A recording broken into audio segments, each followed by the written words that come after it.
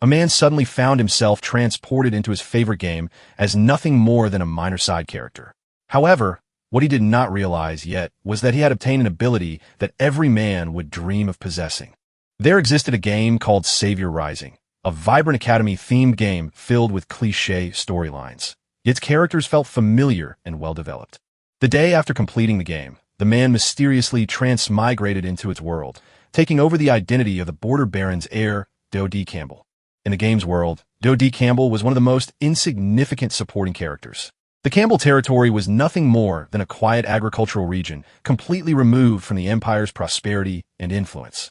Today marked DOD's first day at the Royal Academy.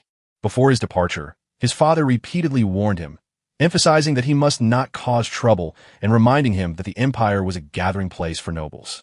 His father stressed the importance of behaving properly among such powerful figures. DOD understood this perfectly. Remaining low-key and avoiding attention was absolutely essential for his survival. When he checked his status panel, the result was utterly pitiful. Every attribute was ranked at F grade, the lowest possible level. He possessed no awakened skills, and his abilities remained completely undeveloped. As an experienced gamer, DOD had never seen such disastrously poor attributes before. The game's story began directly at Alphon Academy, and he knew from experience that ignoring system prompts would result in instant death. The most dangerous threats were the tyrannical villain characters roaming freely throughout the academy. One wrong action could cost him his life. He had promised his father that he would remain invisible and never entertain unrealistic thoughts about improving the family's reputation. After all, the protagonist would handle the main storyline. His only goal was to quietly enjoy academy life and survive peacefully. That had been his plan. However, he now found himself sharing a train compartment with her. She was known as the bloodthirsty Elner, the same Elner who stood atop a mountain of corpses, the final boss of the entire world, Elner Elinorize. In the original game story, she clashed with the protagonist repeatedly. Eventually, she suffered a complete mental breakdown, became possessed by a demon, and could only be defeated once the protagonist reached full strength. Noticing his visible discomfort, Elner calmly explained that her Duke family had intentionally chosen a common compartment in order to appear approachable to others. This shocked DOD. The Elner from the game had always been arrogant and dismissive. Yet, the person sitting before him now was gentle and composed. Unable to stop himself, DOD expressed his surprise, remarking that she was unexpectedly kind. Elner reacted with curiosity, wondering if they had met before.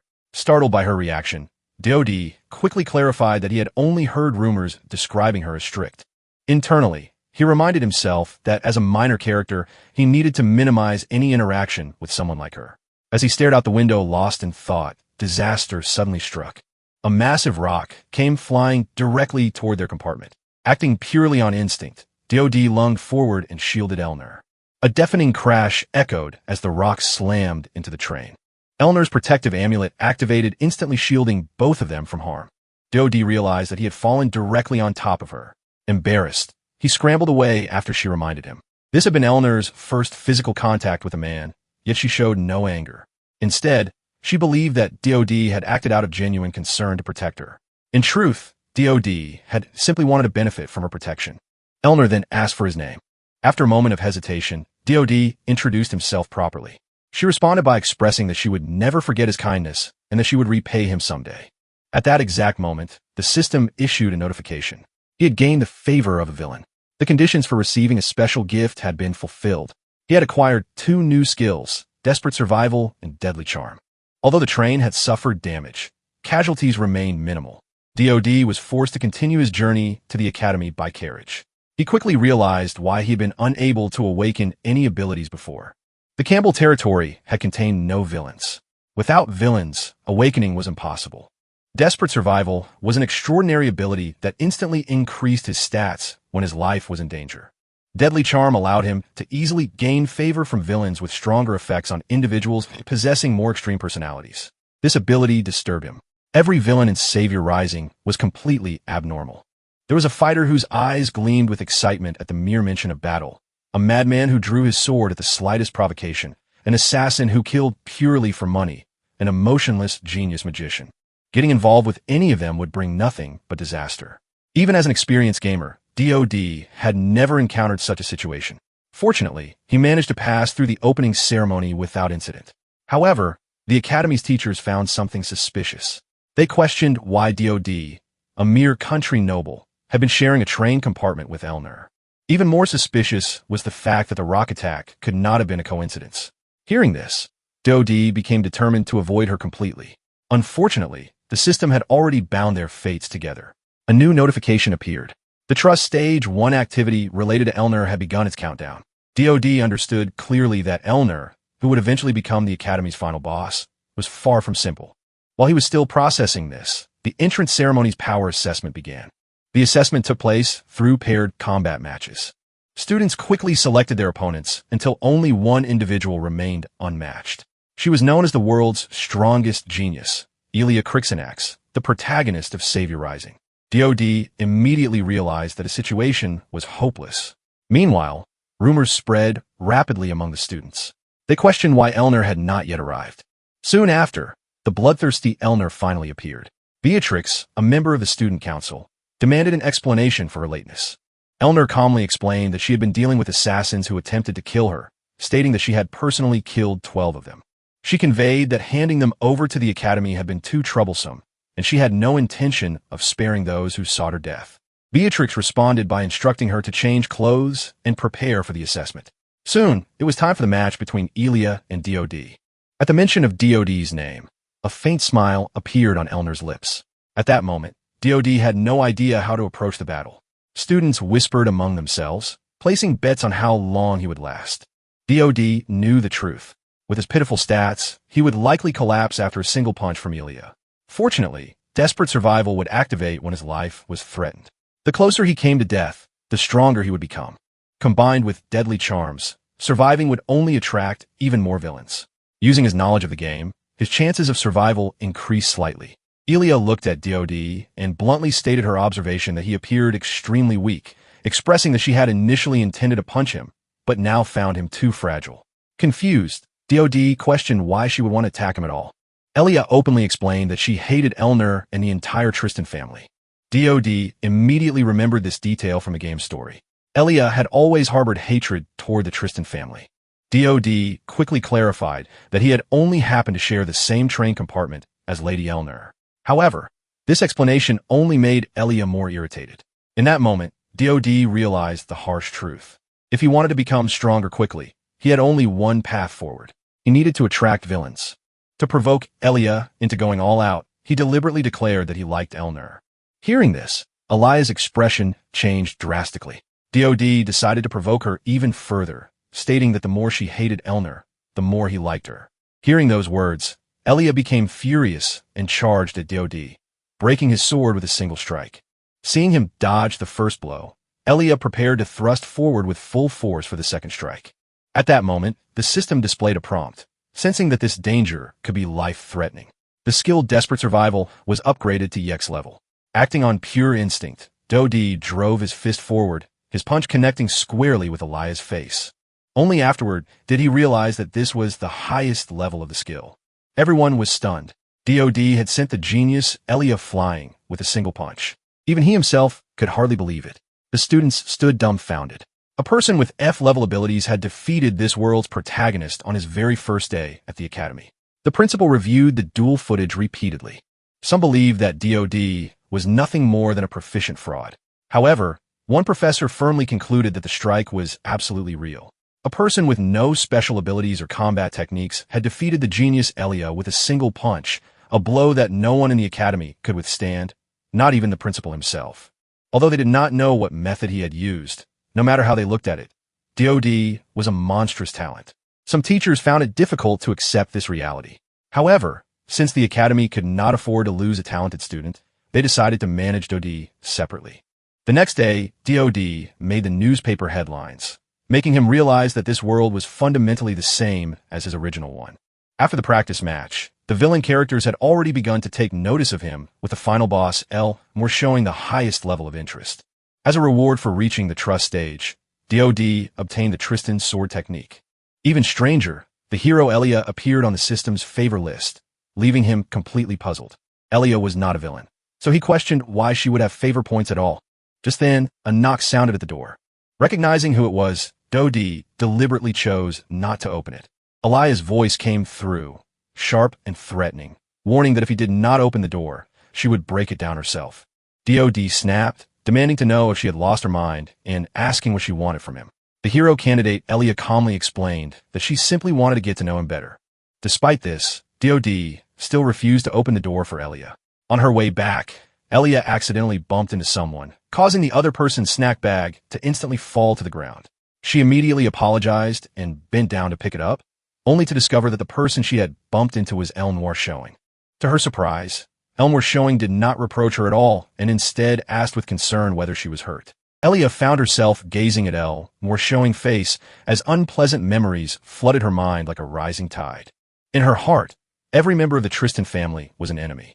Her body trembled slightly on its own, and without realizing it, her hand had already gripped the hilt of her sword. Elnor merely extended her hand calmly, gesturing for the return of the snack bag. Elia found it difficult to understand. Despite clearly seeing her grip the sword, Elnor Showing displayed no sign of caution whatsoever. Elia concluded that Elnor was looking down on her, and she could not comprehend what kind of connection might exist between DOD and Elnor. While returning the snack bag, Elia calmly informed Elnor that DOD's room was located to the right. Upon hearing this, Elnor's expression instantly darkened, and she demanded to know why Elia knew the location of DOD's room and what purpose she had for seeking him. Feeling the oppressive aura pressing down on her, Elia explained that it was merely routine communication between freshmen. Elnor then seriously warned her, stating that relationships between members of the opposite sex were forbidden among freshmen. Elia expressed her confusion, stating that she had no recollection of any such school rule. Eleonora probably declared that it was a new regulation she had just established as the student council president, warning Elia once again not to approach Dowd's room. When Elia questioned what kind of relationship Eleonora had with Dowd, Eleonora firmly denied having any connection to him, emphasizing once more that Elia should remember and abide by the school rules.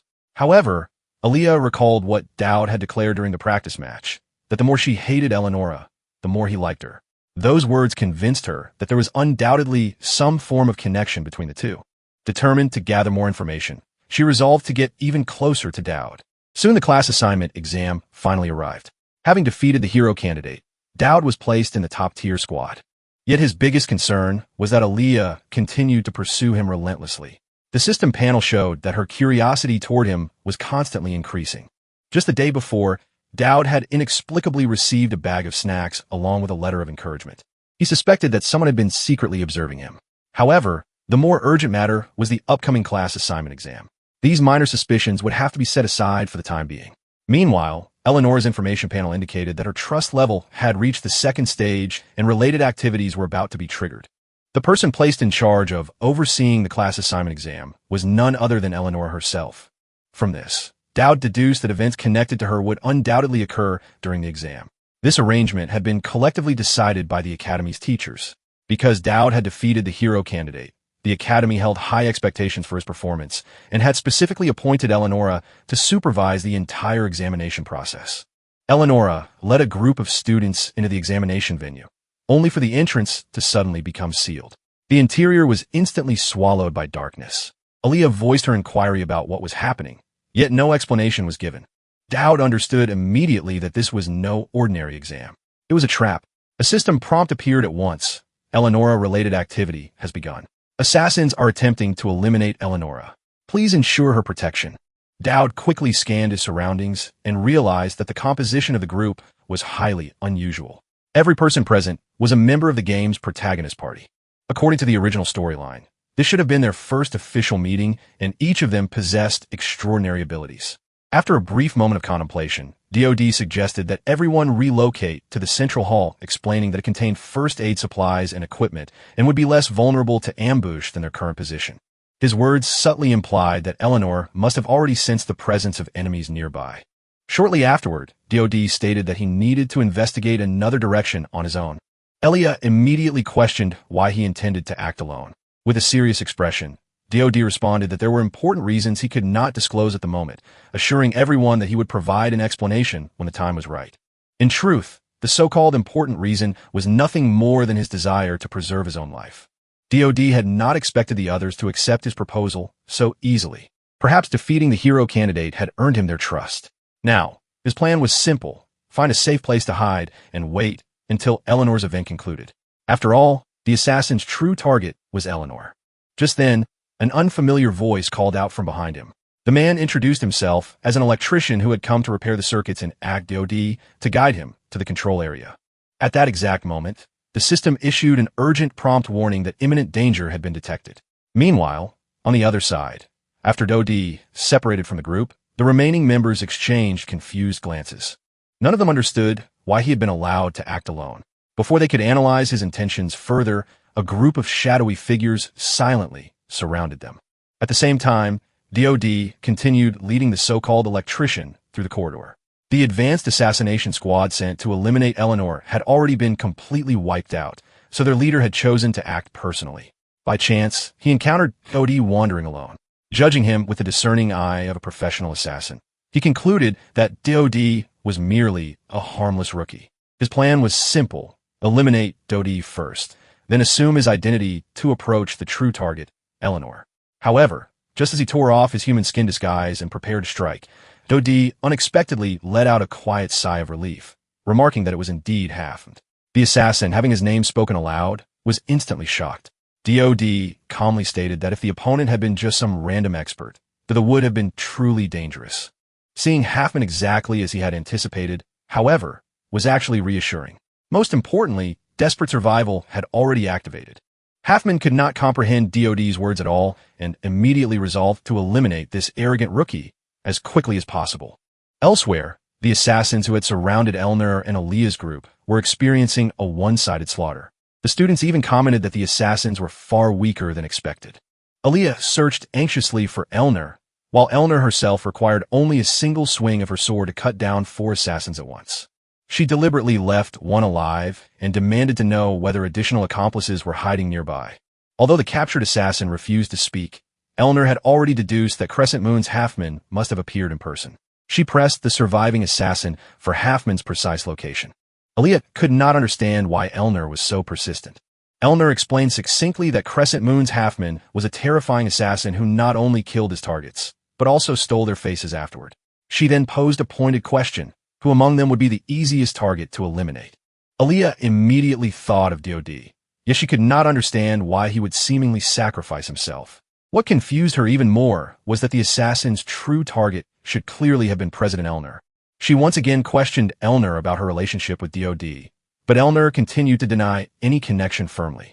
Unaware of this conversation, Halfman was currently facing an unprecedented predicament. He was being overwhelmingly beaten by what he had assumed to be a frail rookie, struck repeatedly with nothing more than a crude wooden staff. For the first time, DOD revealed the essence of the Tristan family swordsmanship. Halfman instantly recognized the distinctive style and finally understood that he had walked into a trap from the very beginning. He accused DOD of deliberately disguising himself as weak in order to lure him in and demanded loudly to know his true identity. At that moment, a system prompt appeared, Deadly Charm activated. The villain feels toward your meticulous planning. As an experienced gamer, DOD had long known that weapons could not be used within this restricted area, which was precisely why he had intentionally led Halfman there. Accepting his defeat, Halfman asked DOD to deliver the final blow. However, DOD indicated that he had no intention of killing him. Instead, he planned to let Hafid leave alive so that news of a failed assassination would spread. If a top-tier expert like Hafid had failed, no one else would dare attempt to assassinate her again. Although he did not know the identity of the client behind the plot, Dud understood one crucial truth. If these assassination attempts continued, the demons sleeping within Eleanor would eventually awaken. This possibility had to be completely eliminated. Hafid questioned Dud's decision, warning that if he were released, he might attempt to assassinate Eleanor again in the future. Dud calmly responded that Hafid could try again if he wished, firmly declaring that when that time came, he would personally protect her. His tone remained steady and unwavering. Hafid, unable to suppress his curiosity, asked whether Eleanor was truly that important to him. Dud acknowledged this without hesitation. At that moment, the system issued another prompt. Deadly Charm activated. The villain's favorability greatly increased. Dud suddenly sensed someone approaching and turned his head toward the source of the sound. It was Eleonora who had followed the disturbance and arrived at the scene. After the class assignment examination concluded, Beatrix furrowed her brows, speculating that there must be an insider involved, as the assassins could not have infiltrated the academy so easily otherwise. It was clear that their only objective had been to kill Eleanor. The freshmen were highly praised by the Academy for successfully repelling the assassins. However, one exception stood out, Dud. He appeared to deliberately avoid drawing any attention from the Academy. Inside the meeting room, Eleanor remained distracted, completely ignoring Beatrix as she spoke. Beatrix, growing increasingly frustrated, finally lost her patience. She slammed an ink bottle down and demanded to know what was troubling Eleanor, questioning why she had been so absent-minded all day. Eleanor honestly admitted that there was someone who had been occupying her thoughts, explaining that Beatrix herself had mentioned him earlier. Needless to say, the person she referred to was Dud. Beatrix frowned deeply, asserting that Eleanor might have developed feelings for that country noble. She warned that although she did not know how he had managed to influence her, if such news were spread, the Tristan family might resort to extreme measures. Eleanor quickly denied being influenced or seduced.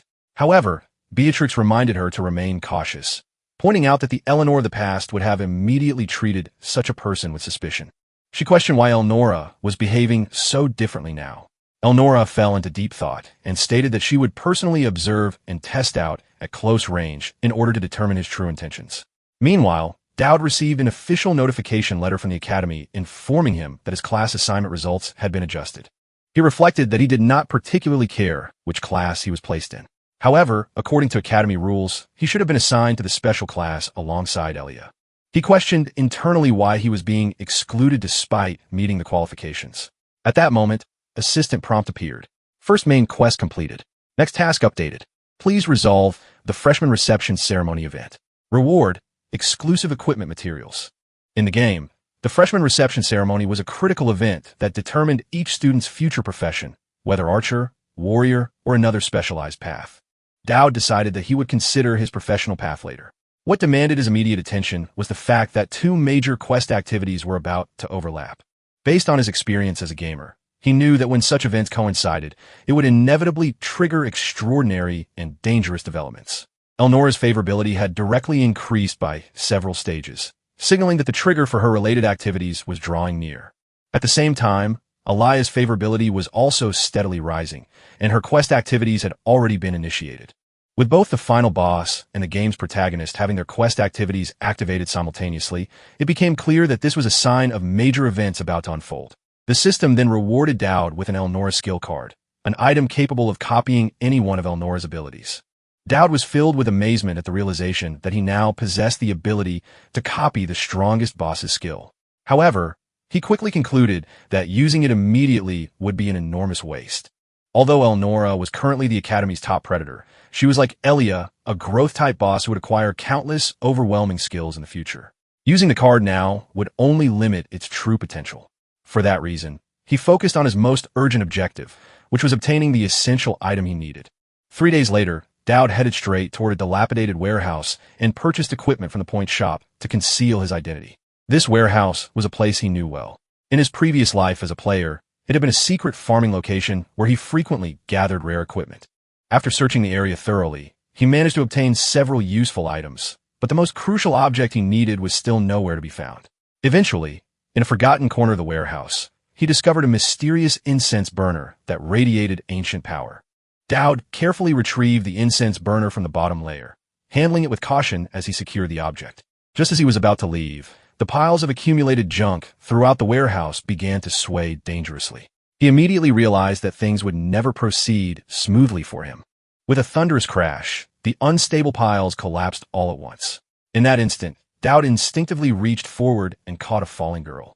The moment he saw her face, he immediately recognized her. She was Yura, the powerful boss of Chapter 2, known among players as the Sword God Maniac. At that moment, Dowd finally realized that Yura had been living inside this warehouse all along. Suddenly, the system warning flashed before him. Crisis detected. Threat level assessment EX grade. Desperate survival activated at EX level. Dowd wanted to explain himself clearly, but he quickly realized that he had no opportunity to do so. Yura showed no intention of listening and immediately launched an overwhelming attack. Unlike his sparring match with Elia, this confrontation with Yura was a genuine life-or-death battle.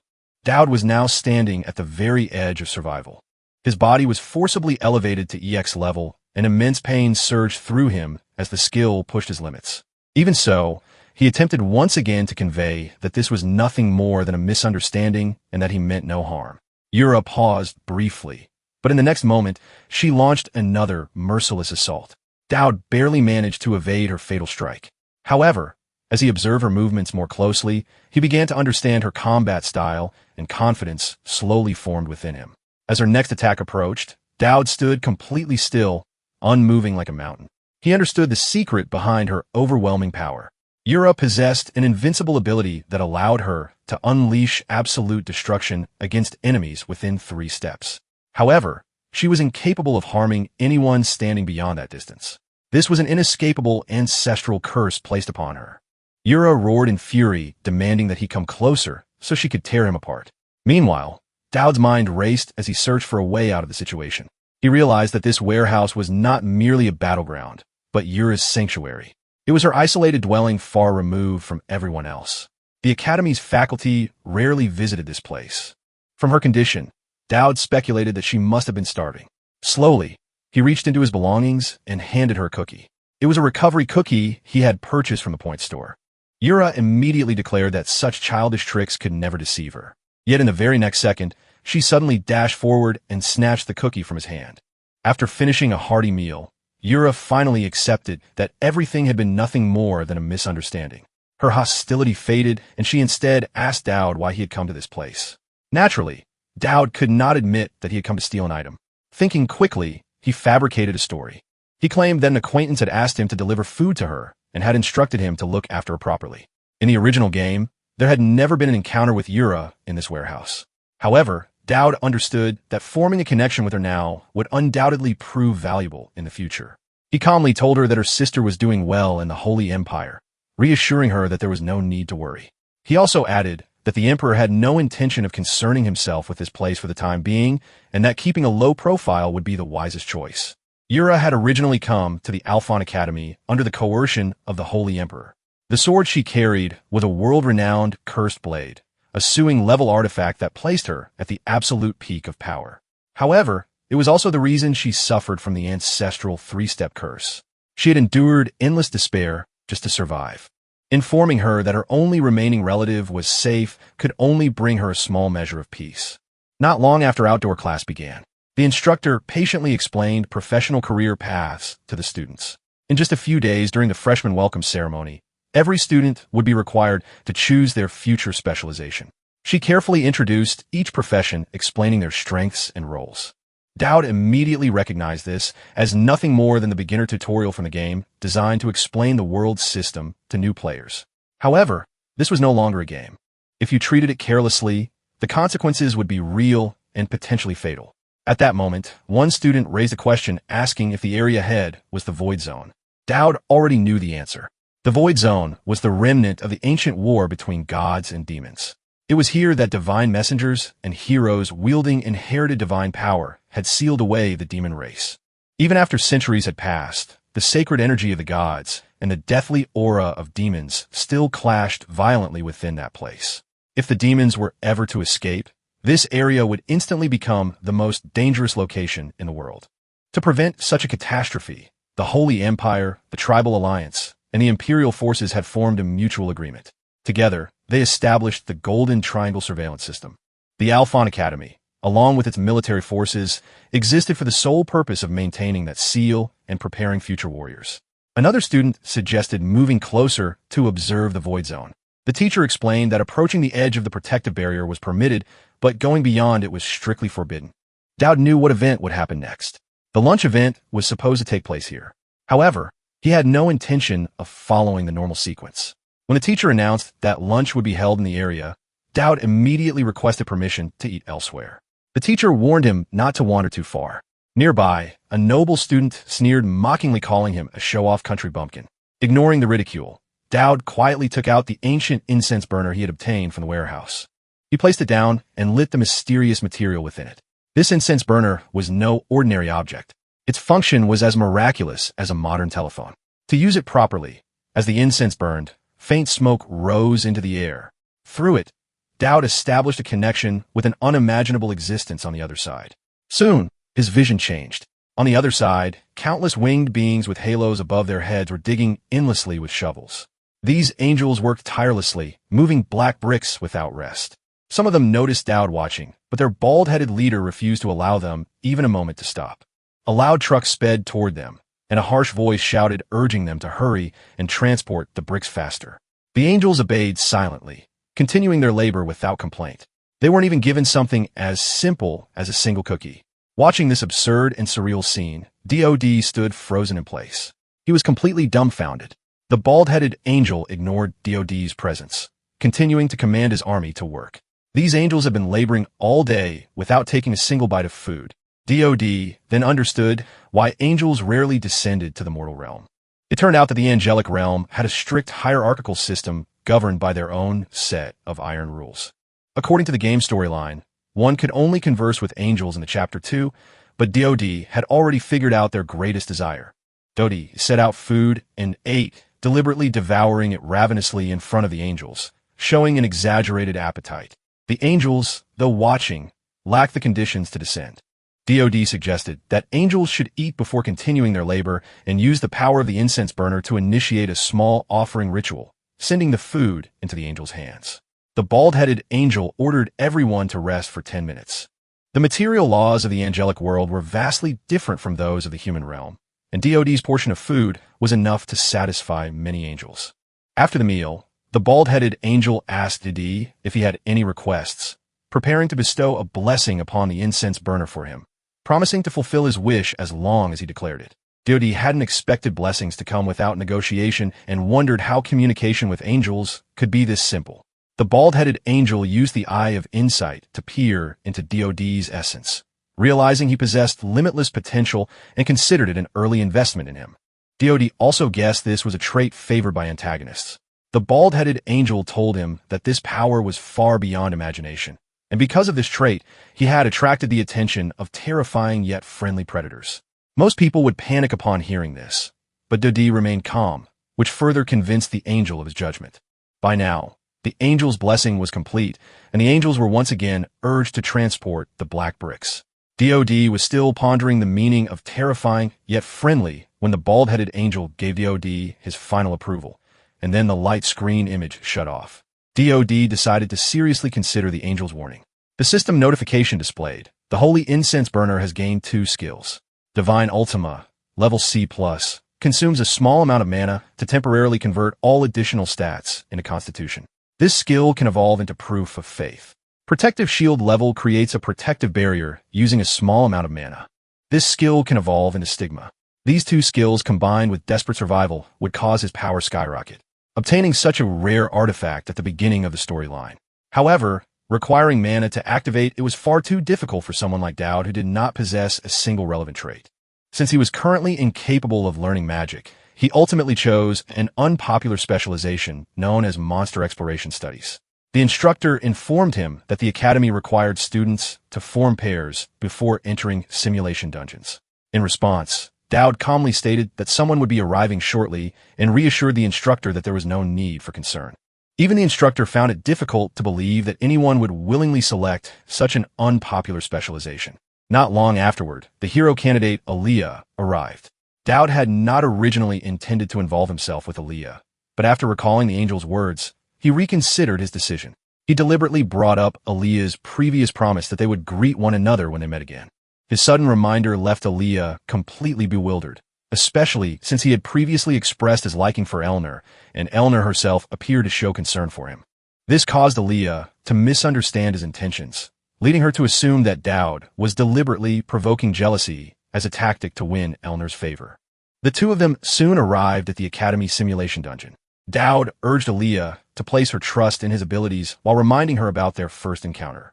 He bluntly stated that she had attempted to strike him during that meeting, and he firmly expressed that if she truly wished to build a cooperative relationship with him, she would need to follow his instructions without hesitation. Dowd immediately began directing Aaliyah's movements, informing her that 3 monsters were positioned at the 9 o'clock direction, while 2 more were lurking on the ceiling. He further explained that the monsters' weak point was located at their necks. Following his guidance, Aaliyah charged forward decisively and began cutting down the monsters while Dowd remained at the rear, calmly issuing precise instructions. When Aaliyah called out urging him to assist her, Dowd firmly refused and instead warned her that 2 daggers would soon fly toward her in alternating succession, emphasizing that she possessed sufficient ability to deflect them. He continued by cautioning her that 3 seconds later she would need to evade a hidden arrow while also remaining alert against a seek attack from behind.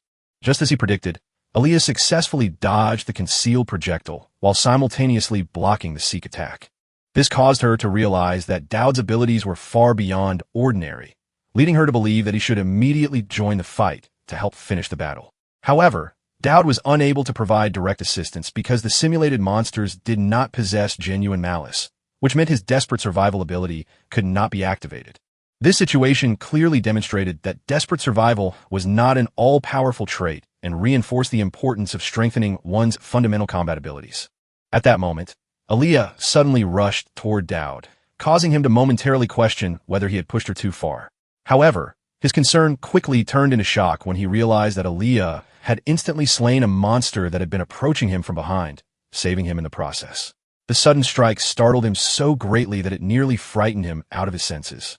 Shortly afterward, the simulation dungeon announced that the two of them had achieved a new record for the fastest completion time. Aaliyah expressed her disbelief, questioning how such a record could have been broken when she had been the only one actively fighting. Dowd reflected internally, acknowledging with confidence that as a veteran player, such challenges were nothing more than trivial tasks that could be resolved within minutes. However, instead of revealing this truth, hearing his composed response only increased Aaliyah's frustration, leaving her both angered and dissatisfied. Meanwhile, their entire battle had been observed through a projection by Percy, the Dean of Spellcraft. After witnessing their extraordinary performance, Percy decided that it would be appropriate to increase the budget allocated for simulation battles. Another instructor agreed with this decision, stating that such measures were justified. However, the instructor also pointed out that something about Dowd was highly unusual. Percy initially dismissed Dowd as nothing more than a fraud, but the instructor strongly disagreed, explaining that even a hero candidate could not have achieved such results alone. Although the hero candidate appeared invincible in the eyes of ordinary people, the instructor emphasized that the truly exceptional individual was the one standing behind her.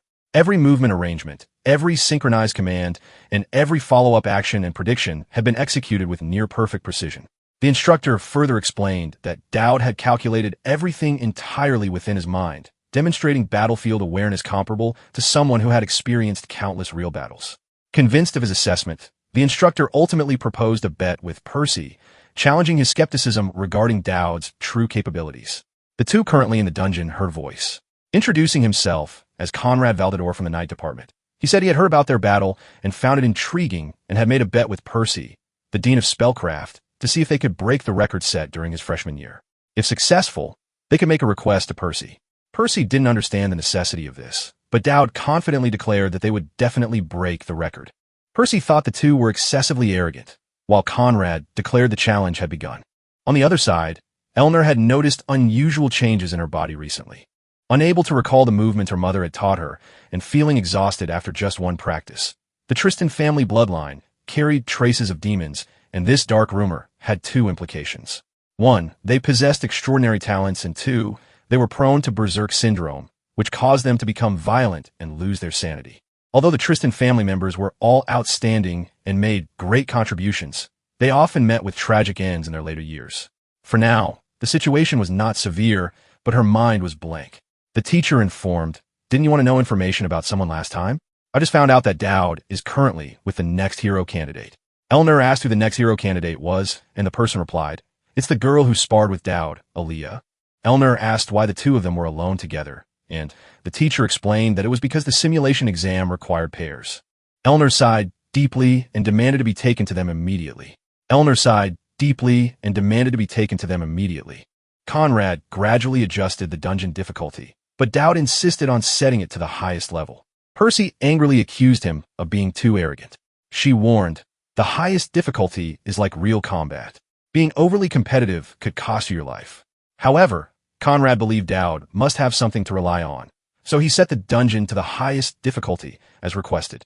Dowd reassured Aaliyah not to worry, stating that since the words had already been spoken, they could only give it their all. Percy sipped her tea and thought they might really die here. Aaliyah's face turned pale upon hearing this. Conrad, on the other hand, believed that Dowd wouldn't say such things if he wasn't confident, so there was no need to worry. If there really is danger, we can still intervene to save them. After saying this, Conrad activated the slaughter mode at the highest difficulty. Now was the time for Dowd to showcase his abilities. The system notified him of a sense of crisis, determining that his life was in danger. Under the enhancement of desperate survival, Dowd's strength surged dramatically.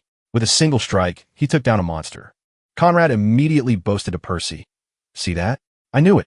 Aaliyah also exclaimed in admiration, as expected of Dowd. Percy was puzzled. Just moments ago, he had been cowering behind a girl like a coward. How had he suddenly become so heroic? Conrad thought Percy lacked insight and remarked, "The more monsters there are, the stronger that kid becomes." In other words, he grows stronger alongside the monsters. Dowd took down several monsters with a single strike, working seamlessly with Aaliyah.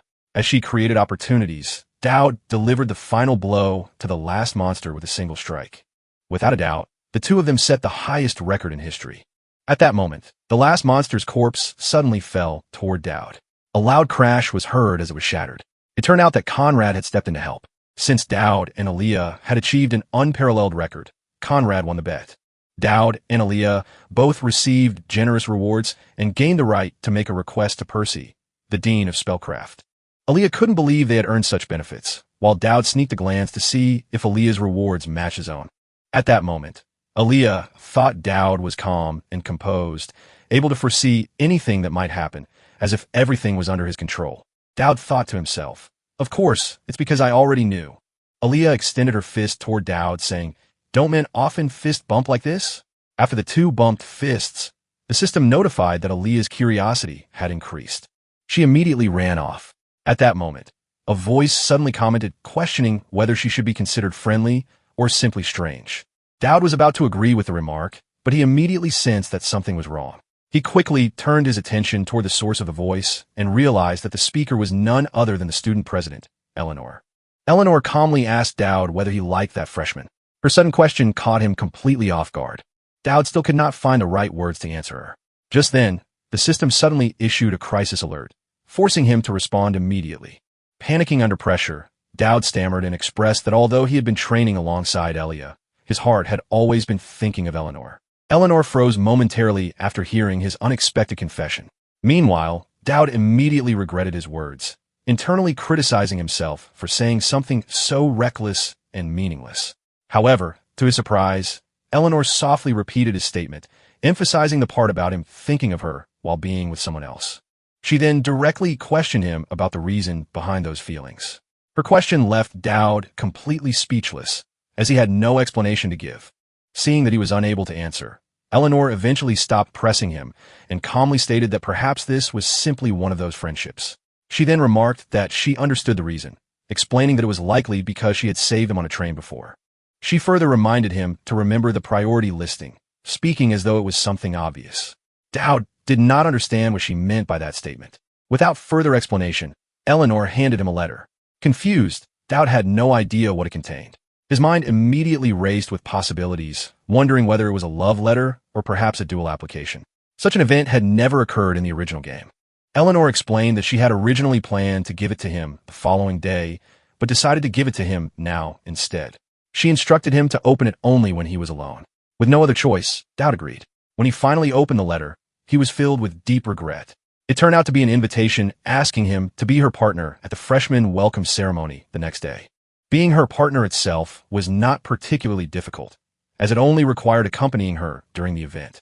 However, the real problem was that refusing the invitation would result in severe penalties, including a decrease in favorability or even outright hostility.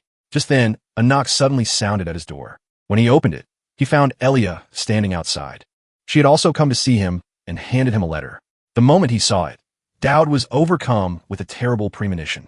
Elia explained that it was meant to be a surprise, mentioning that she had originally intended to give it to him during the simulation battle, but had only just now gathered the courage to do so. She further explained that because of the student president's strange rules, she needed to leave immediately. Before departing, she told him to read it once he was inside, and then she quickly leaped away and disappeared. Dud could not help but feel that the people in this world were far too strange. Even so, he still held onto a small hope. He convinced himself that since it came from Elia, it might simply be a dual application. However, when he opened the letter, his hopes were instantly shattered. Just as he feared, it was also an invitation asking him to be her partner at the freshman welcome ceremony. Now that both the final boss, Eleanor, and the protagonist, Elia, had personally invited him to be their partner, Dud immediately realized that this situation did not exist in the original storyline. He understood that he needed to find a solution quickly. Choosing Eleanor would cause the protagonist to view him as a villain, while choosing Elia would provoke the final boss and potentially place his life in danger. Refusing both invitations would likely result in an even worse outcome. After carefully considering his options, Dud finally made a bold decision. He resolved to meet both of them at the same time. The following day, the freshman welcome ceremony began, and the venue was filled with students and nobles. Elia arrived, dressed in elegant attire, drawing attention wherever she walked. Dud also arrived, dressed appropriately for the occasion, though his expression carried an unusual seriousness. Before attending the banquet, he had spent all of his accumulated points to purchase a clone from the system store.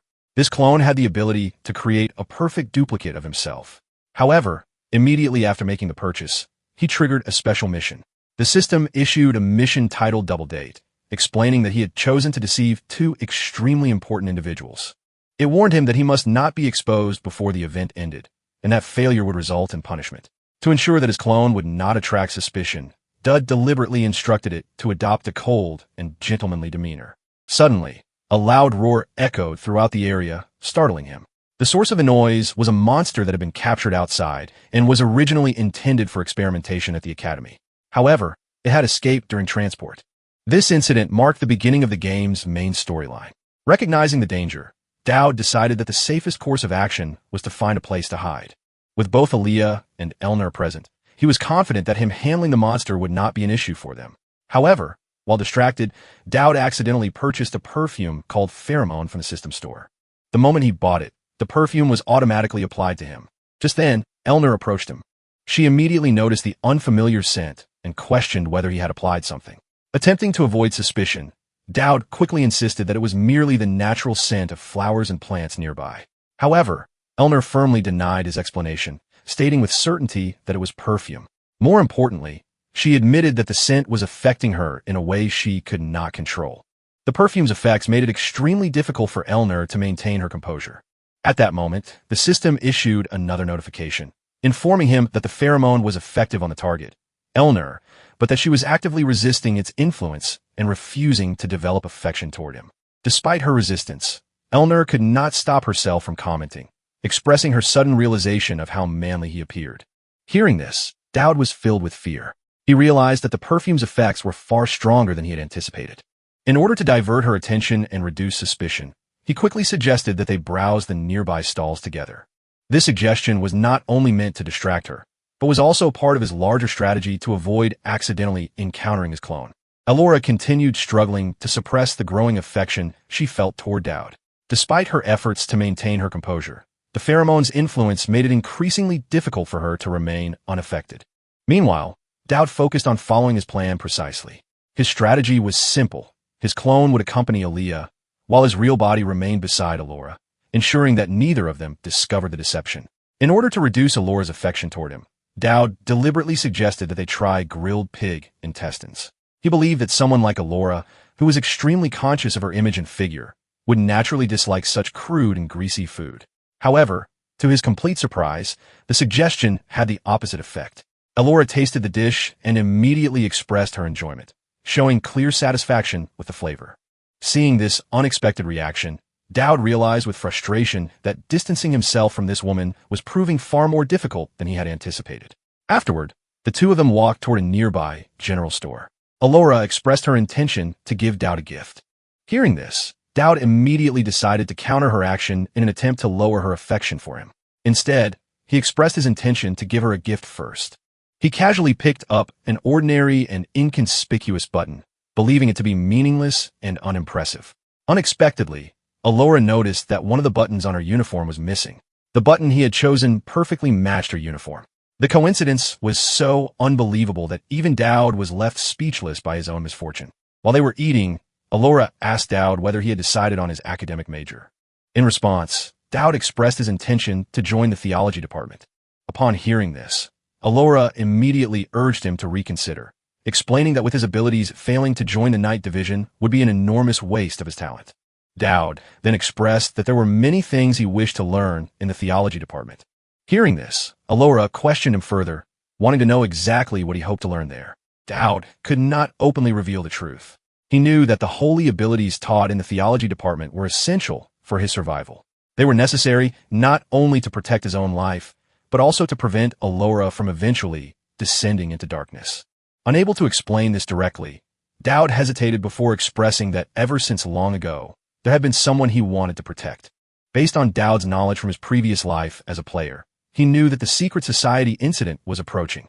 The boss that would soon appear possessed an extreme weakness to holy power, making the theology department abilities absolutely crucial. Hearing his statement, Allura asked whether his decision had anything to do with her. She speculated that Dowd might already know about the Tristan family's curse, a terrifying affliction that slowly drove every member of her bloodline into madness. Of course, Dowd knew about it. He also knew that the only way to break the curse was through the angel's blessing, a miracle that required the simultaneous descent of several archangels. Allura herself was aware of this method, but the difficulty of achieving such a miracle was so overwhelming that even members of her own family did not dare to attempt it.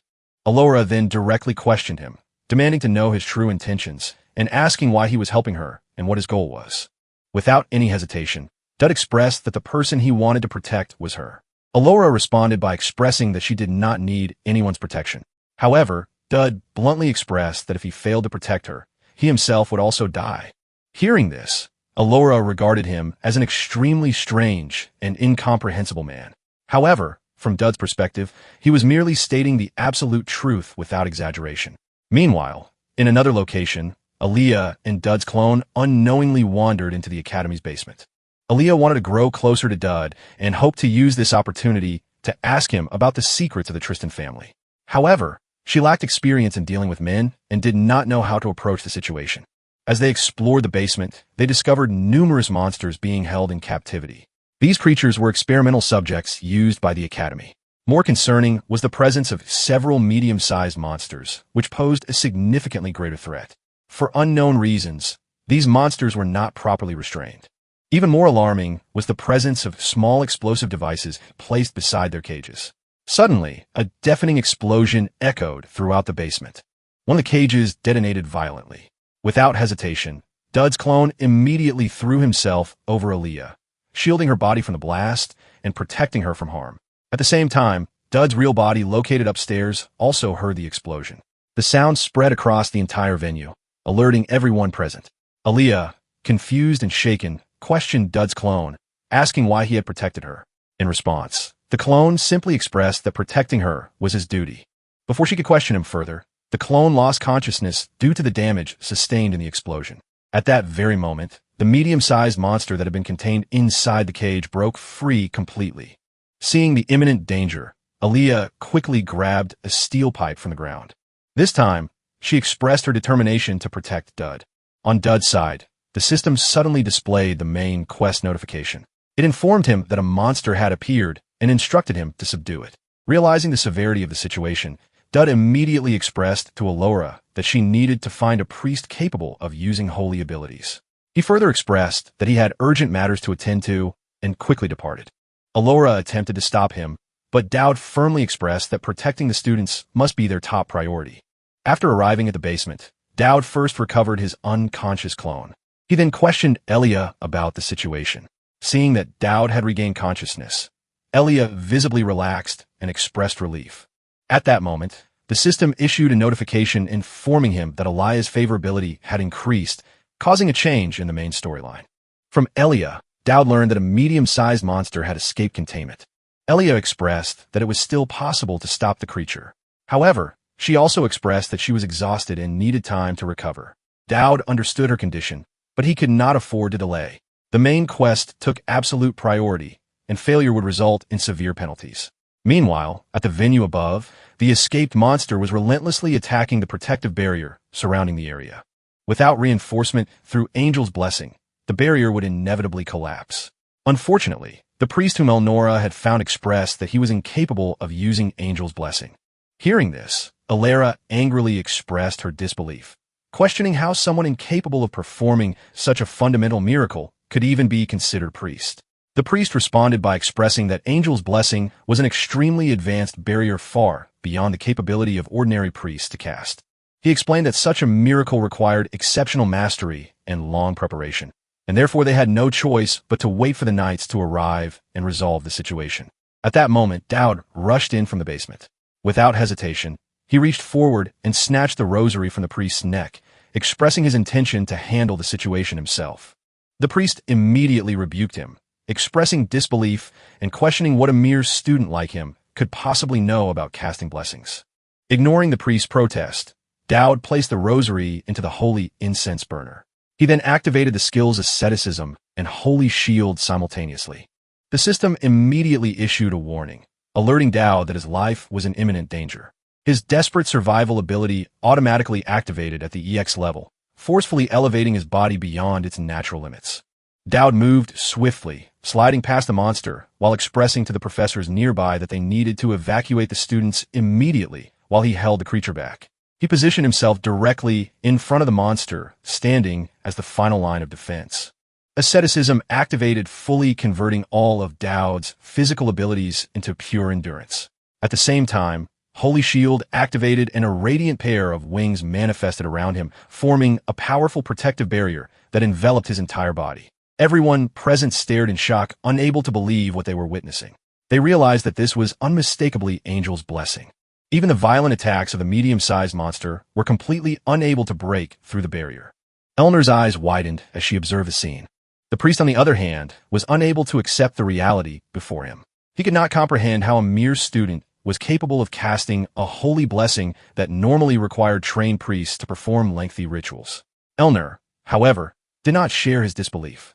Having witnessed Dowd's hidden strength before, she understood that he was far from ordinary. Meanwhile, the priest began angrily cursing the monster, expressing his frustration that it could not even break through the barrier created by a student. Hearing his arrogant and useless remarks, Elnor felt a surge of killing intent toward him. At that moment, Eldia, who had already recovered her strength, approached and struck the priest unconscious with a single precise blow.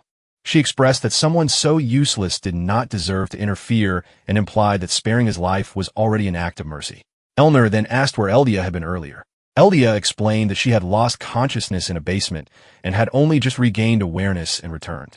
She then expressed her astonishment, stating that Dowd appeared capable of storing blessings in advance and activating them instantly when needed. She further expressed her disbelief, noting that Dowd was not even a combat-type priest, and yet he was performing feats that would normally require at least 10 years of dedicated training. Hearing this, Elnor recalled Dowd's earlier words when he had expressed his desire to study theology for the sole purpose of protecting her. Realizing this, Eldia began to feel a faint sense of jealousy toward Elnor. Eldia then expressed that Dowd was risking his life for Elnor, stating that otherwise he would have had no reason to go to such extreme lengths. Eldia's words caused Elnor to fall into deep contemplation. As someone fated to become an antagonist, her life had always been surrounded by darkness, isolation, and despair. Yet now within that endless darkness, she perceived what felt like a single ray of light. And that light originated from the strange and incomprehensible man standing before her. At that moment, Dowd had reached his absolute limit. His body trembled as his strength began to fail, and he was on the verge of collapse. Finally, Elnor took action. She stepped forward and unleashed a single decisive slash, demonstrating the true power of the Tristan family swordsmanship. Her blade moved with overwhelming precision as she thrust forward repeatedly, followed by the release of a massive crescent-shaped sword aura. A deafening explosion echoed through the area. The monster was instantly overwhelmed and defeated. The power of her attack was completely different from the imitation swordsmanship Dowd had used before. It was pure, absolute, and overwhelming. However, what puzzled Dowd even more was the fact that in the original game, Elnor had never intervened during this monster incident. The system displayed the quest result: monster suppression completed with 0 fatalities and outstanding achievement. It also indicated that the knights would arrive in approximately 30 seconds. Dowd quickly realized another important detail. The professor who had advocated for live monster research belonged to the Tristan faction. By intervening personally, Elnor had effectively admitted fault of her own family. Given her personality, she should never have done such a thing, and yet she had chosen to act. Before he could fully process the reason, something unexpected happened. The monster engulfed in flames had not completely died. Suddenly, it launched a final desperate attack toward Elnor. Seeing the imminent danger, Dowd moved without hesitation. He rushed forward once more and activated angelic protection, placing himself between Elnor and the monster's attack. The impact struck him directly. Blood spilled from his mouth as the overwhelming force shattered his remaining strength. His vision faded and his consciousness slipped away into darkness. When Dowd finally regained consciousness, he found himself lying on a bed. Dowd blinked at the flood of new information, trying to process everything at once. Sitting in front of him was none other than Atalanta, the Chancellor of Alphon Academy, a figure whose presence alone carried the weight of authority. She began matter-of-factly informing him that the escaped monster had been defeated. Dowd immediately wondered why such an important figure would personally meet with him. Atalanta continued, saying there was bad news and even worse news. The bad news: Dowd had become the most talked-about student at the academy. No one had ever seen someone so unlucky, constantly dragged into every incident. Dowd thought bitterly, "It's not like I'm doing it on purpose." The worst news concerned demons. Atalanta asked how much he actually knew. Surprisingly, Dowd's expression remained neutral, showing no hint of nervousness. The Chancellor was taken aback. Most people would be intimidated by her presence. Dowd calmly replied that he had no intention of sharing what he knew, suspecting the Chancellor might have ulterior motives. After all, he was the only student who hadn't been assigned a class or attended lectures, marking him as unusual. Atalanta nodded knowingly and explained everything in detail. Ever since Dowd had entered the academy, he had been swept into a series of incidents that kept the faculty busy controlling witnesses. She elaborated that tensions between nations were rising, and whenever talent was discovered, the powers would go to any lengths to recruit it, even if it meant chaos. Dowd silently connected the dots. He realized that the ongoing coup within the tribal alliance and the reorganization of the Holy Empire were both part of an imperial succession struggle. The Chancellor explained further the three powers had formed a delicate golden triangle. On the surface, they appeared friendly, but in reality, in constant competition for the best talent. The Empire of Alfronti, the Tribal Alliance, and the Holy Empire were quietly vying for influence, and every corner of the continent reflected this tension. Dowd noticed another pattern. His involvement in so many incidents without anyone intervening suggested that someone was intentionally keeping him in the dark. Atalanta seemed to admire his sharp perception. Dowd cautiously asked what would happen if he were to attract too much attention. Atalanta's answer was chilling. That would naturally lead to the world's destruction. The weight of her words left him speechless. She then presented a piece of paper and asked if he recognized the symbol on it. Dowd instantly recognized it as the seal of demon purification. Atalanta explained that the so-called Purification Organization was actually a cult devoted to resurrecting demons. The repeated assassination attempts on Elnora and the monster escape incidents were all orchestrated by them. Dowd's mind raced. Why was she telling him all this? Atalanta handed him another item, a card, which Dowd immediately identified as an interdimensional key capable of opening a portal to his world. Such an item could drastically disrupt the balance of the game.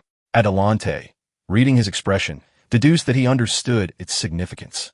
She encouraged him to use it wisely, hinting that more gifts could follow if he pleased the powers behind it, and instructed him to keep the day's events a secret. Before leaving, she asked how he was getting along with Elia and Elner. Dowd awkwardly replied that things were fine. Atalanta smiled and said, "Good. Please keep it that way." When Dowd hesitated, she added, "If not, the world could end." Dowd could only stare in disbelief. Was the world really this fragile? Atalanta, however, remained serious. Her words weren't an exaggeration. She herself intended to incorporate these three students into her ultimate plan. The fact that Dowd had obtained a non-player item indicated that the main quest had indeed encountered a deviation. At that moment, Dean Conrad arrived. Dowd quickly hid the interdimensional key and asked what was happening. Conrad explained that since Dowd hadn't been assigned to a class, a temporary class had been arranged for him. Tomorrow, he would attend lessons with Elner as class president and Elia as vice president. Dowd felt a sense of impending doom settle over him. The next day, during class, chaos ensued. Elner frequently criticized the professor, claiming his theories were too long-winded and useless for practical combat. The professor, intimidated by the Tristan family's influence, didn't dare argue. Meanwhile, Elia insisted the explanations were correct, creating constant friction. Poor Dowd was caught in the middle, silently trembling at the argument. Elia struck a triumphant pose. "Dowd is clearly on my side." Elner shot back. "This is only a single loss." A blonde student in the room watched Dowd closely. Other students, noticing the recurring tension, began casting increasingly curious and unusual glances toward him. Dowd decided to set aside the classroom drama and check his system updates. The results were promising. Elnor's favorability had risen from trust level 5 to affection level 1. Tristan's swordsmanship proficiency had reached 58%. He had acquired a basic skill, breathing technique, deep, which improved endurance and stamina, and synergized exceptionally well with Tristan's swordsmanship. Dodie leaned back, realizing that despite the chaos, progress was being made, and the real challenges were only beginning. These two techniques could almost be activated simultaneously, and based on their characteristics, they formed a top-tier combination. The person who had mastered this combination to perfection was Elnor. The reason she became the final boss was her monstrous close-quarters combat abilities. At the same time, Elia's favorability level had also increased by 1 stage. As a result, Dowd acquired a new skill called Rule of Evil. This ability allowed him to exert his influence over good people affiliated with him. However, those individuals were required to accept one request from him. The higher the favorability of a good person, the greater the rewards he would receive. Furthermore, turning good people into bad ones would yield even greater rewards. This new skill left Dowd confused. He questioned what it truly meant for turning good people into bad ones to yield even greater rewards. Not long afterward, the students participated in an outdoor class. Professor Conrad instructed everyone to collect something they liked within 10 minutes. He explained that the judging criteria would depend entirely on his mood and that the student president would also participate in evaluating the results. Upon hearing this, Elia formed a mischievous smirk. Meanwhile, Dowd remained deep in thought, pondering the true meaning of his new skill and how he could turn good people into bad ones. At that moment, Elia approached and invited Dowd to join her. In response, Dowd suggested that she should go with her own friends instead. Elia responded by saying that Dowd was also her friend. Dowd, however, knew that Elia was meant to work alongside the heroes' party, and he believed that if he joined them, he would only appear out of place. Elia hesitated before asking if Dowd was feeling unwell. Dowd responded by saying that it wasn't the case, then added while distancing himself that they were not that close to begin with, questioning whether they truly had such a relationship. Hearing those words, Elia's expression immediately changed. She responded by telling him that his words were truly hurtful, then turned around and left. Trisha, a member of the heroes' party, quickly noticed that Elia was deeply upset. Meanwhile, Dowd began to feel that his words may have been too harsh. At that moment, someone approached Dowd. It was Talion, the mid-boss of Chapter 1 and the most skilled student in his class after Elia. Talion immediately questioned Dowd about his relationship with Elia, and Dowd responded by explaining that they were merely acquaintances. Talion refused to believe him.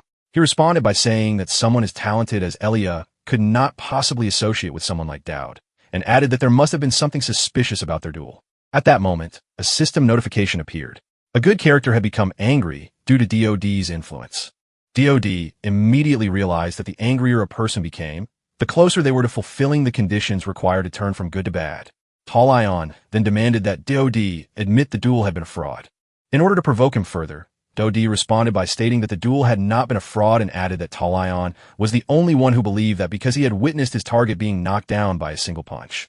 He further declared that Talion had realized at that moment that DOD was an insurmountable wall standing before him. Talion immediately fell for the bait and challenged DOD to a bet on who would score higher in the class. DOD had not expected him to take the challenge so quickly.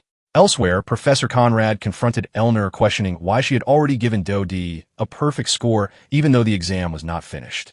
Elnor showed little interest in explaining and simply insisted that DOD deserved the score.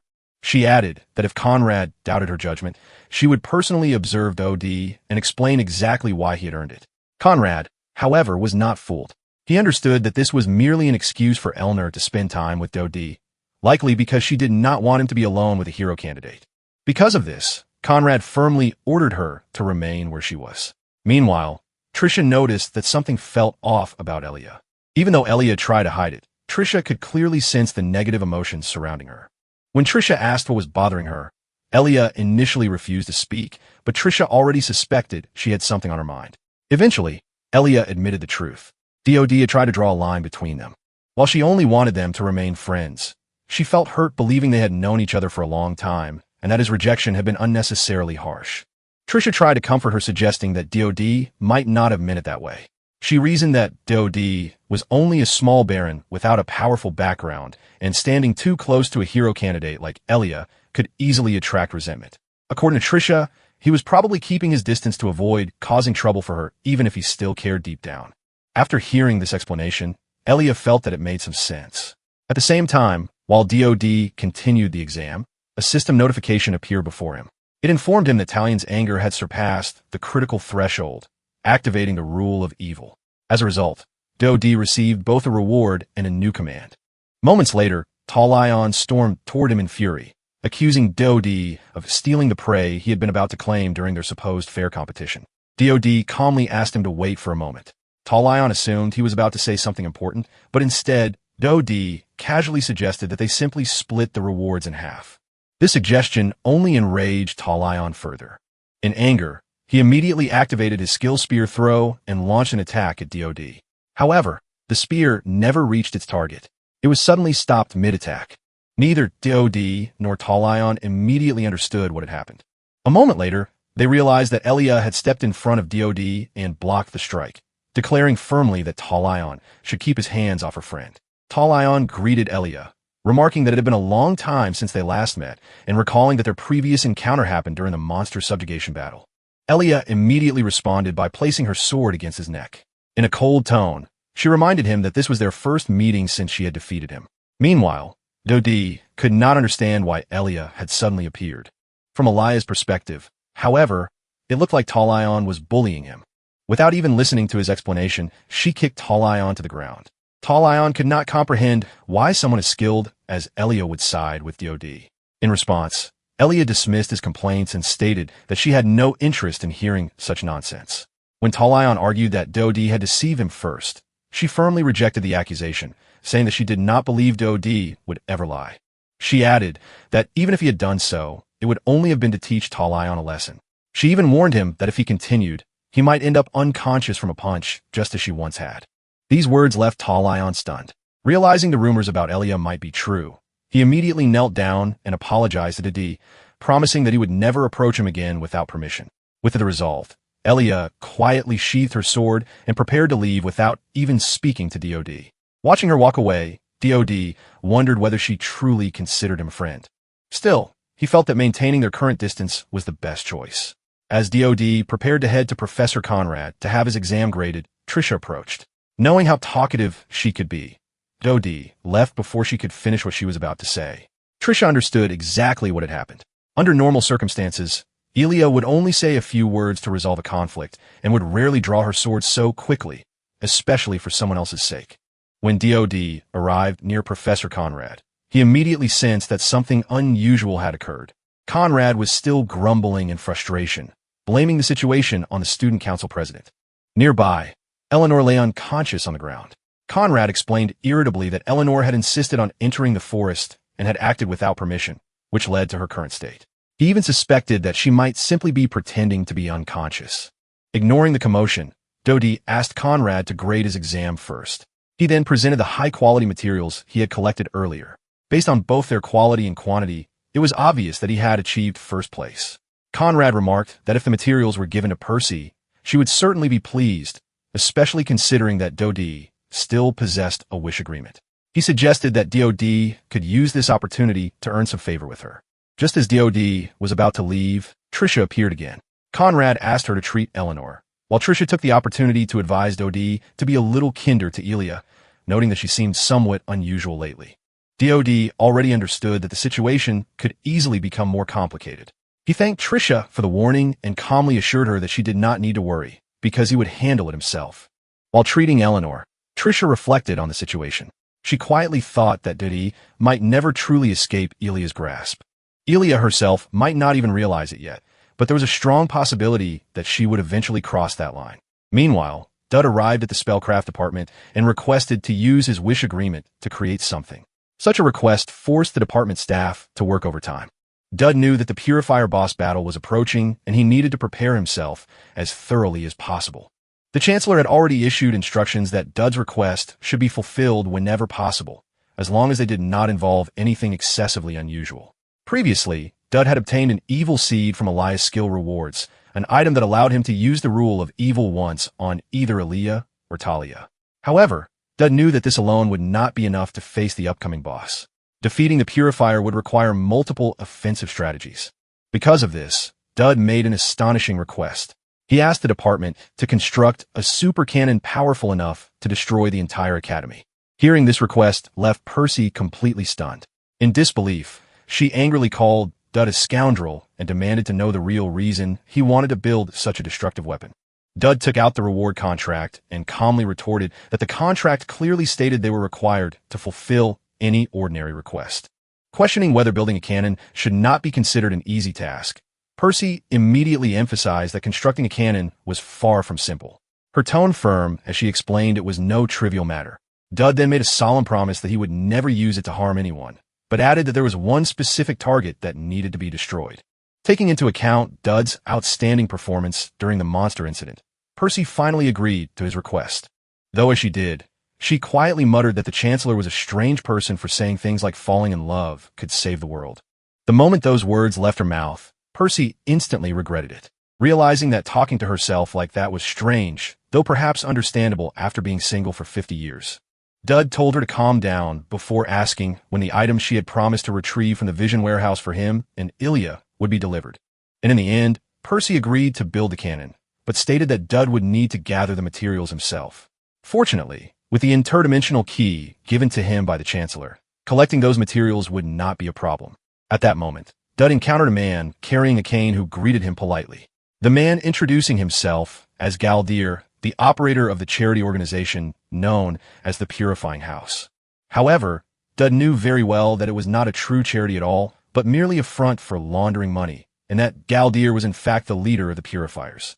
Galdir claimed he had heard about how Dud single-handedly stopped the escaped monster and handed him a business card, praising him as an exceptionally outstanding student and expressing his desire to invite him to dinner to discuss important matters. Dud replied that they could simply talk here, noting internally that in the original story, Galdir was supposed to approach Elia. Yet now he had come to him instead, making him question whether the system had shifted the role of protagonist onto himself. The more he thought about it, the more something felt off, and though reluctant, he eventually said he would consider the invitation, only for Galdir to immediately set a meeting 3 days later at the Eyes of Twilight. Dud recognized the place as an upscale restaurant located outside the school, and the golden business card he received was far too eye-catching to ignore, making him realize that just like before, he could not avoid the main quest. There were things he could control and things he could not. Things he understood and things that remained unknown. All of it filled with uncertainty and danger. Yet by combining these elements, defeating the evolutionist might not be impossible.